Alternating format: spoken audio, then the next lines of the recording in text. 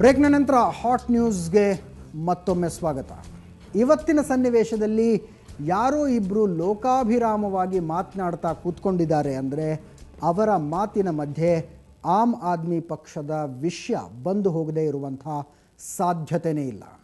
ದೆಹಲಿಯ ವಿಧಾನಸಭಾ ಚುನಾವಣೆಗಳ ಅಖಾಡದಲ್ಲಿ ಉದ್ಭವ ಮೂರ್ತಿಯ ಹಾಗೆ ಎದ್ದು ನಿಂತ ಅರವಿಂದ್ ಕೇಜ್ರಿವಾಲ್ ಈಗ ಪ್ರಧಾನಮಂತ್ರಿಯ ಕನಸು ಕಾಣ್ತಾ ಇದ್ದಂಥ ನರೇಂದ್ರ ಮೋದಿ ಅವರ ಕನಸಿನ ದಾರಿಯ ಮುಳ್ಳಾಗಿ ಕಾಡ್ತಾ ಇದ್ದಾರಾ ಅನ್ನುವಂಥದ್ದು ಪ್ರಮುಖವಾಗಿ ಕೇಳಿ ಬರ್ತಾ ಇರುವಂಥ ಪ್ರಶ್ನೆ. ಇತ್ತೀಚೆಗಷ್ಟೇ ಒಂದು ಖಾಸಗಿ ಸಂಸ್ಥೆ ಸರ್ವೆ ನಡೆಸ್ತು. ಆ ಸರ್ವೆಯಲ್ಲಿ ರಾಹುಲ್ ಗಾಂಧಿಗಿಂತಲೂ ಪ್ರಧಾನಿ ಹುದ್ದೆಗೆ ಹೆಚ್ಚು ಜನಪ್ರಿಯ ವ್ಯಕ್ತಿ ಅರವಿಂದ್ ಕೇಜ್ರಿವಾಲ್ ಅನ್ನುವಂಥದ್ದು ಗೊತ್ತಾಯಿತು.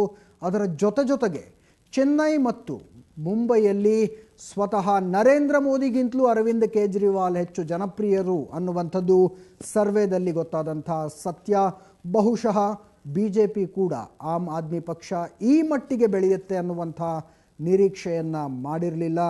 ನಿನ್ನೆಯಷ್ಟೇ ಕುಮಾರ್ ವಿಶ್ವಾಸ್ ಅಮೇಥಿಗೆ ಹೋಗಿದ್ರು, ರಾಹುಲ್ ಗಾಂಧಿಯವರ ಲೋಕಸಭಾ ಕ್ಷೇತ್ರ. ಅಲ್ಲಿ ನಿಂತ್ಕೊಂಡು ಭಾಷಣವನ್ನು ಮಾಡಿದ್ದಂಥದ್ದು ಈಗ ಇದು ಫೇಸ್ ಟು ಫೇಸ್ ಫೈಟ್ ಆಗಿ ಮಾರ್ಪಾಡಾಗಿದೆ. ಇದರ ಬಗ್ಗೆ ಹೆಚ್ಚಿನ ವಿಶ್ಲೇಷಣೆ ಮಾಡೋದಕ್ಕೆ ಪ್ರಶಾಂತ್ ನಾತು ನಮ್ಮ ದೆಹಲಿ ಪ್ರತಿನಿಧಿ ನಮ್ಮ ಜೊತೆಗೆ ನೇರ ಸಂಪರ್ಕದಲ್ಲಿದ್ದಾರೆ. ಪ್ರಶಾಂತ್, ನಿಜಕ್ಕೂ ಕಣ್ಣೆದುರಿಗೆ ಬೆಳೆದಂಥ ಕೂಸು ಆಮ್ ಆದ್ಮಿ ಪಕ್ಷ ನೋಡ್ತಿದ್ದಂತೆ ಸಡ್ಡು ಹೊಡೆಯೋ ಲೆವೆಲ್ಲಿಗೆ ಬೆಳೆದು ಬಿಡ್ತು. ಇದು ಕಾಂಗ್ರೆಸ್ ಮತ್ತು BJP ಇಬ್ಬರಿಗೂ ಕೂಡ ಒಂದು ರೀತಿಯಾದಂಥ ಆಘಾತ ಅಲ್ವಾ ಅಂತ? ನಿಶ್ಚಿತವಾಗಿ ಅಜಿತ್, ಎರಡೂ ರಾಷ್ಟ್ರೀಯ ಪಕ್ಷಗಳಿಗೂ ಕೂಡ ಆಮ್ ಆದ್ಮಿ ಇಫೆಕ್ಟ್ ತಾಕ್ತಾ ಇದೆ. ದೆಹಲಿಯ ವಿಧಾನಸಭಾ ಚುನಾವಣೆ ಇದಕ್ಕೆ ಸ್ಪಷ್ಟ ನಿದರ್ಶನ.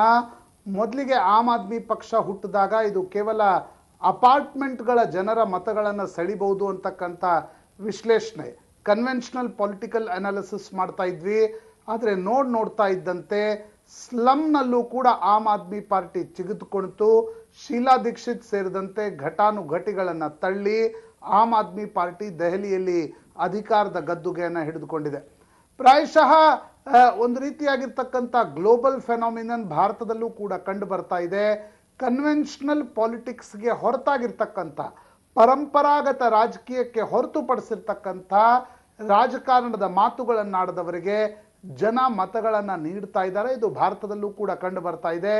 ದೆಹಲಿಯ ಅರ್ಬನ್ ಮತದಾರ ಆಮ್ ಆದ್ಮಿ ಪಕ್ಷದ ಕೈ ಹಿಡಿದಿದ್ದು ಕೂಡ ಇದೇ ಕಾರಣದಿಂದ. ಆದರೆ ಇದು ರಾಷ್ಟ್ರೀಯ ಚುನಾವಣೆಯಲ್ಲಿ, ಜನರಲ್ ಇಲೆಕ್ಷನ್ಸ್ನಲ್ಲಿ ಎಷ್ಟರ ಮಟ್ಟಿಗೆ ಪರಿಣಾಮ ಬೀರಬಹುದು ಅಂತಕ್ಕಂಥದ್ದು ಇನ್ನೂ ಕೇವಲ ಪ್ರಶ್ನೆ, ಪ್ರಿಮ್ಯಾಚ್ಯೂರ್, ಹೈಪೋಥೆಟಿಕಲ್ ಆಗಿರ್ತಕ್ಕಂಥ ಚರ್ಚೆ. ನೀವು ಹೇಳ್ತಾ ಇದ್ರಿ ಇಬ್ಬರು ಜನಸಾಮಾನ್ಯರ ನಡುವೆ ಚರ್ಚೆ ಅಂತಕ್ಕಂಥದ್ದು. ನೀವು ಬೆಳಿಗ್ಗೆ ದೆಹಲಿಯಲ್ಲಿ, ಹುಬ್ಳಿಯಲ್ಲಿ, ಬೆಂಗಳೂರಿನಲ್ಲಿ ಎಲ್ಲೇ ವಾಕಿಂಗಿಗೆ ಹೋಗಿ ಈ ಒಂದು ಚರ್ಚೆ ಇಬ್ಬರು ವಯಸ್ಕರ ನಡುವೆ ಯಾವತ್ತಿಗೂ ಕೂಡ ನಡೀತಾ ಇರುತ್ತೆ. ಇದೇ ಚರ್ಚೆ ಮೋದಿ ಮಂಕಾದ್ರ ಅಂತಕ್ಕಂಥ ಒಂದು ವಿಷಯ ಅಂದ್ರೆ ಬಹಳ ಸಾಮಾನ್ಯವಾಗಿ ಕೇಳಿ ಬರ್ತಾ ಇರುವಂತಹ ಮಾತು, ಆಮ್ ಆದ್ಮಿ ಪಕ್ಷದ ಜಾದು ನಗರ ಪ್ರದೇಶಗಳಲ್ಲಿ ಮಾತ್ರ ನಡೆಯುತ್ತೆ, ಗ್ರಾಮೀಣ ಪ್ರದೇಶಗಳಲ್ಲಿ ಅದರ ಯಾವುದೇ ರೀತಿಯ ಪರಿಣಾಮ ಆಗೋದಕ್ಕೆ ಸಾಧ್ಯ ಇಲ್ಲ ಅನ್ನುವಂಥದ್ದು. ಒಂದು ವೇಳೆ ಅದು ಸತ್ಯ ಅಂದ್ಕೊಂಡ್ರೂ ಕೂಡ 200 ಲೋಕಸಭಾ ಸ್ಥಾನಗಳಿರೋದು ನಗರ ಪ್ರದೇಶಗಳಲ್ಲಿ. ಆಗ ಆಮ್ ಆದ್ಮಿ ಏನು ಅಂದ್ಕೊಂಡಿದೆಯಲ್ಲ 100+ ಟಾರ್ಗೆಟ್ ಅನ್ನುವಂಥದ್ದು, 100ಕ್ಕಿಂತ ಹೆಚ್ಚು ಲೋಕಸಭಾ ಕ್ಷೇತ್ರಗಳ ಮೇಲೆ ನಾವು ಕಣ್ಣಿಟ್ಟಿರುವಂಥದ್ದು ಅನ್ನುವಂಥದ್ದು, ಅದು ತುಂಬ ಇಲ್ಲಾಜಿಕಲ್ ಟಾರ್ಗೆಟ್ ಅಂತ ಅನ್ನಿಸ್ತಾ ಇಲ್ಲ.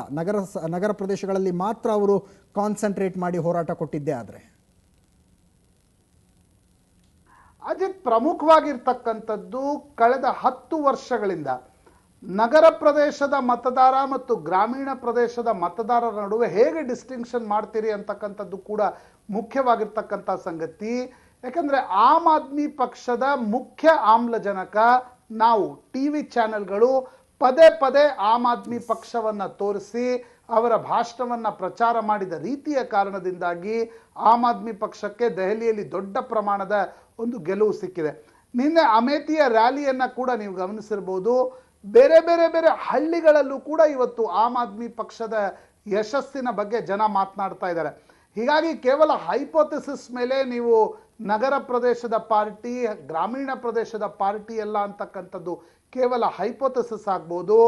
ಅಂತಿಮವಾಗಿ ಜನರಲ್ ಇಲೆಕ್ಷನ್ಸ್ ನಲ್ಲಿ ಎಲ್ಲೆಲ್ಲಿ ವಾಯ್ಡ್ ಇದೆ, ಎಲ್ಲೆಲ್ಲಿ ಶೂನ್ಯತೆ ಇದೆ, ಅಲ್ಲಲ್ಲಿ ಆಮ್ ಆದ್ಮಿ ಪಕ್ಷ ಚಿಗಿದುಕೊಳ್ಳುವ ಅವಕಾಶವಿದೆ ಅಂತಕ್ಕಂಥದ್ದನ್ನು ಕೂಡ ಅಲ್ಲಗಳಿಲಿಕ್ಕೆ ಸಾಧ್ಯವಿಲ್ಲ ಅಜಿತ್. ಯಾಕಂದ್ರೆ ಆಮ್ ಆದ್ಮಿ ಪಕ್ಷದ ಮತದಾರರ ಬೇಸ್ ಏನಿದೆ ಅದು ದೆಹಲಿಯಲ್ಲಿ ನಾವು ಕೇವಲ ಅಪಾರ್ಟ್ಮೆಂಟ್ ಅಂತ ತುಂಬಾ ಜನ ಅನ್ಕೊಂಡಿದ್ರು, ಕಡೆಗೆ ತುಂಬಾ ಬಡವರು ಅಂತಕ್ಕಂಥ ಕಾಂಗ್ರೆಸ್ನ ಮತದಾರರು ಎಂದು ನಾವು ತಿಳಿದುಕೊಂಡಿರ್ತಕ್ಕಂಥ ಜನ ಆಮ್ ಆದ್ಮಿ ಪಕ್ಷಕ್ಕೆ ಮತ ನೀಡಿದ್ದನ್ನು ನಾವು ಅಲ್ಲಗಳಿಲಿಕ್ಕೆ ಸಾಧ್ಯ ಇಲ್ಲ. ಹೀಗಾಗಿ ತಕ್ಷಣಕ್ಕೆ ಇದೊಂದು ಕೇವಲ ಅರ್ಬನ್ ಫೆನಾಮಿನನ್, ರೂರಲ್ನಲ್ಲಿ ಇದರ ಜಾದು ನಡೆಯುವುದಿಲ್ಲ, ಅಲ್ಲಿ ಕೇವಲ ಜಾತಿಗತವಾಗಿ ಜನ ಮತ ನೀಡಬಹುದು ಅಂತಕ್ಕಂಥ ನೀವು ಕನ್ವೆನ್ಷನಲ್ ಪೊಲಿಟಿಕಲ್ ಅಪ್ಲಿಕೇಶನ್ ಅನ್ನ ಆಮ್ ಆದ್ಮಿ ಜೊತೆ ಮಾಡ್ಲಿಕ್ಕೆ ಸಾಧ್ಯ ಇಲ್ಲ. ಯಾಕಂದ್ರೆ ಹಿಂದೆ ನಾವು ನೋಡಿದ್ವಿ ಮೋದಿ ಒಂದು ಅರ್ಬನ್ ಫೆನಾಮಿನನ್ ಅಂತಕ್ಕಂಥದ್ದನ್ನ ನೋಡ್ಲಾಗ್ತಾ ಇತ್ತು. ಆದ್ರೆ ನೀವು ಸರ್ವೆ ಮಾಡಿ ನೋಡಿದಾಗ ಬಿಹಾರ್, ಉತ್ತರ ಪ್ರದೇಶ್, ಜಾರ್ಖಂಡ್ ನಂತ ಗ್ರಾಮೀಣ ಪ್ರದೇಶಗಳಲ್ಲೂ ಕೂಡ ಮೋದಿಯ ಜಾದು ನಡಿಲಿಕ್ಕೆ ಆರಂಭಗೊಳ್ತು. ಆಮ್ ಆದ್ಮಿ ಪಕ್ಷ ಕೂಡ ಇದನ್ನೇ ರಿಪೀಟ್ ಮಾಡಬಹುದು ಅಂತಕ್ಕಂಥದ್ದನ್ನ ಸರ್ವೆಗಳು ಹೇಳ್ತಾ ಇವೆ, ಅಲ್ಲಿನ ಸ್ಥಳೀಯ ಜನತೆ ಕೂಡ ಹೇಳ್ತಾ ಇದ್ದಾರೆ. ಮೋದಿಯ ವಿಷಯ ಎತ್ಕೊಂಡಿದ್ರಿಂದ, ಮೋದಿಯ ವಿಷಯ ಬಂದಿದ್ರಿಂದ, ಮೋದಿಯ ಇಷ್ಟು ದಿವಸದ ಭಾಷಣಗಳನ್ನ ಕೇಳ್ತಾ ಇದ್ರೆ ಮೋದಿ ಯಾರನ್ನ ಟಾರ್ಗೆಟ್ ಮಾಡಬೇಕು, ಯಾರ ಬಗ್ಗೆ ಮಾತನಾಡಬೇಕು, ಯಾರ ವಿರುದ್ಧ ಮಾತನಾಡಬೇಕು ಮತ್ತು ಯಾರನ್ನ ಟಾಂಟ್ ಮಾಡಬೇಕು, ಯಾರ ವಿರುದ್ಧ ವ್ಯಂಗ್ಯ ಮಾಡಬೇಕು ಅನ್ನೋದನ್ನ ಬಹಳ ಎಚ್ಚರಿಕೆಯಿಂದ ಚೂಸ್ ಮಾಡ್ಕೊಳ್ತಾ ಇದ್ರು. ಅಂಥ ಮೋದಿ ಗೋವಾ ಭಾಷಣದಲ್ಲಿ, ನಿನ್ನೆ ತಾನೇ ನಡೆದಂಥ ಭಾಷಣದಲ್ಲಿ ಆಮ್ ಆದ್ಮಿಯ ವಿಷಯವನ್ನ ಪ್ರಸ್ತಾಪಿಸ್ತಾರೆ. ಎಲ್ಲೋ ಒಂದು ಕಡೆ ನನ್ನ ಕನಸಿಗೆ ಇದು ಮುಳ್ಳಾಗತ್ತೆ ಅನ್ನುವಂಥದ್ದು ಮೋದಿಯವರಿಗೂ ಅನಿಸೋದಕ್ಕೆ ಶುರುವಾಗಿದೆಯಾ ಅಂತ? ನಿಶ್ಚಿತವಾಗಿ ನೀವು ಬಿಜೆಪಿಯ ಚಿಂತನೆಯನ್ನು ನೋಡಿ, ಬಿಜೆಪಿಗೆ, ಕಾಂಗ್ರೆಸ್ಗೂ ಕೂಡ ಇದು ಸ್ಪಷ್ಟವಾಗಿ ಗೊತ್ತಿದೆ. ದೆಹಲಿಯಲ್ಲಿ ಆಮ್ ಆದ್ಮಿ ಕಾಂಗ್ರೆಸ್ ಅನ್ನ ಮುಗಿಸಿ ಅಧಿಕಾರವನ್ನ ಹಿಡಿತು. ಆದರೆ ಇದೇ ಆಮ್ ಆದ್ಮಿಯ ಬೆಂಬಲದ ಬೆನ್ನೇರಿ ಇಡೀ ದೇಶದಲ್ಲಿ ಬಿಜೆಪಿಗೆ ನಷ್ಟವನ್ನ ಉಂಟು ಮಾಡಬಹುದಾ ಅಂತಕ್ಕಂಥ ಚಿಂತನೆ ಕಾಂಗ್ರೆಸ್ಗಿದೆ. ಇದರ ಬಗ್ಗೆ ನಾವು ಹಾಟ್ ನ್ಯೂಸ್ ನಲ್ಲಿ ಮಾತನಾಡಿದ್ದೇವೆ. ಆದರೆ ಬಿಜೆಪಿಗೆ ಒಂದು ಹೊಸ ಆತಂಕ ಆರಂಭವಾಗಿದೆ. ಆಮ್ ಆದ್ಮಿಯ ಯಶಸ್ಸು ಇದೇ ರೀತಿ ಮುಂದುವರಿದದ್ದೇ ಆದಲ್ಲಿ ಬಿಜೆಪಿಗೆ 30ರಿಂದ 40 ಸ್ಥಾನಗಳ ನಷ್ಟವನ್ನ ಆಮ್ ಆದ್ಮಿ ಉಂಟು ಮಾಡಿದಲ್ಲಿ ಇಡೀ ಗಣಿತ ಬಿಗಡಾಯಿಸಬಹುದು, ಇಡೀ ಗಣಿತ ಬಿಜೆಪಿಗೆ ಬಿಗಡಾಯಿಸಬಹುದು, ಬೇರೆಯವರಿಗೆ ಬದಲಾಯಿಸಬಹುದು ಅಂತಕ್ಕಂಥದ್ದು.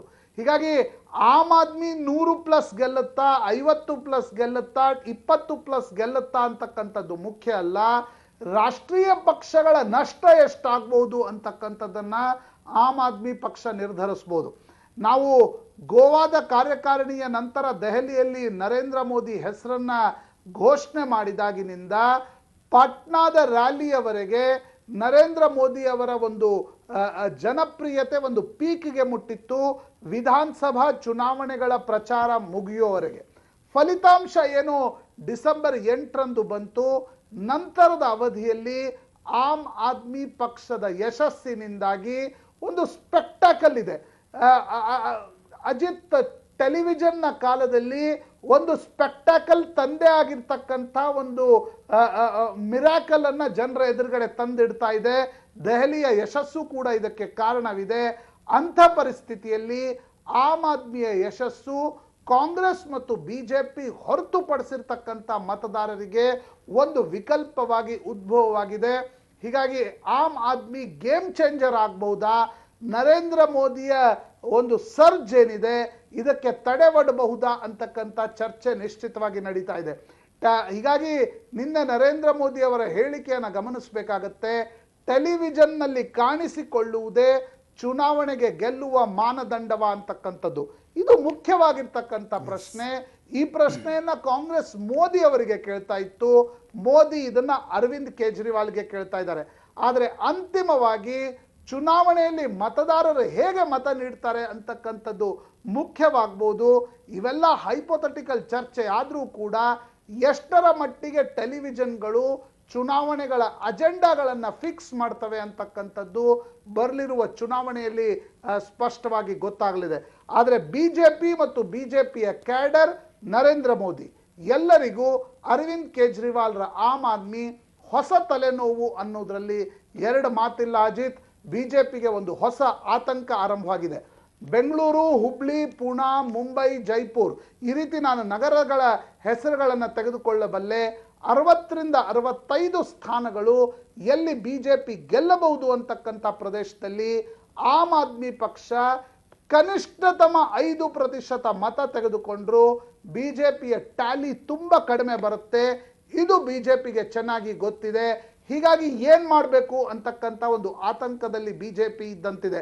ಹೊಸಬರಿಗೆ ಬಿಜೆಪಿ ಟಿಕೆಟ್ಗಳನ್ನು ನೀಡಬೇಕು, 50% ಸಂಸದರಿಗೆ ಟಿಕೆಟ್ ಕಟ್ ಮಾಡಿ ಹೊಸಬರಿಗೆ ನೀಡಬೇಕು ಅಂತಕ್ಕಂಥದ್ದು. ಪ್ರೊಫೆಷನಲ್ಸ್ಗಳನ್ನ, ಪತ್ರಕರ್ತರು, ಬಿಸ್ನೆಸ್ ಮೆನ್ಸ್ಗಳು, IT ಪ್ರೊಫೆಷನಲ್ಸ್ಗಳನ್ನ ತೆಗೆದುಕೊಂಡು ಬಂದು ಟಿಕೆಟ್ ನೀಡಬೇಕಾ ಅಂತಕ್ಕಂಥ ಒಂದು ತೂಗುಯ್ಯಾಲೆಯಲ್ಲಿ ಬಿಜೆಪಿ ಸ್ಪಷ್ಟವಾಗಿ ಸಿಲುಕಿಕೊಂಡಿದೆ. ಇದಕ್ಕೆ ಪ್ರಮುಖ ಕಾರಣ ಆಮ್ ಆದ್ಮಿಯ ಕಳೆದ 15ರಿಂದ ಧನ್ಯವಾದಗಳು ಪ್ರಶಾಂತ್ ನಿಮ್ಮ ಈ ಎಲ್ಲ ಮಾಹಿತಿಗಾಗಿ. 6 ತಿಂಗಳ ಹಿಂದೆ ಬಿಜೆಪಿ ಮತ್ತು ಕಾಂಗ್ರೆಸ್ಗಳ ರಣನೀತಿಗಳೇ ಬೇರೆಯಾಗಿದ್ವು. ಆದರೆ ಏಕಾಏಕಿ ಫ್ರಮ್ ನೋವೇರ್ ಹುಟ್ಕೊಂಡಂಥ ಆಮ್ ಆದ್ಮಿ ಪಕ್ಷ 2 ವೆಲ್ ಎಸ್ಟಾಬ್ಲಿಷ್ಡ್ ರಾಷ್ಟ್ರೀಯ ಪಕ್ಷಗಳ ಚುನಾವಣಾ ರಣನೀತಿಯನ್ನು ಬದಲಿಸೋದಕ್ಕೆ ಕಾರಣ ಆಗಿಬಿಡ್ತು. ಇದು ಡೆಮಾಕ್ರಸಿಯ ಬ್ಯೂಟಿ. ನಿಜವಾಗ್ಲೂ ಹಾಟ್ ನ್ಯೂಸ್ನಲ್ಲಿ ಇನ್ನೊಂದು ಸಣ್ಣ ಬ್ರೇಕ್ನ ಸಮಯ ಆಗಿದೆ. ಬ್ರೇಕ್ನ ನಂತರ BBMP ದಿವಾಳಿ ಆಗೋದಕ್ಕೆ ಕಾರಣರಾದವರು ಯಾರು ಅನ್ನುವಂಥ ಪ್ರಶ್ನೆಯನ್ನು ಇಟ್ಕೊಂಡು ನಡೀತಾ ಇರುವಂಥ ಕೆಸರೆರಚಾಟದ ಸುದ್ದಿಯನ್ನು ಕೊಡ್ತೀವಿ.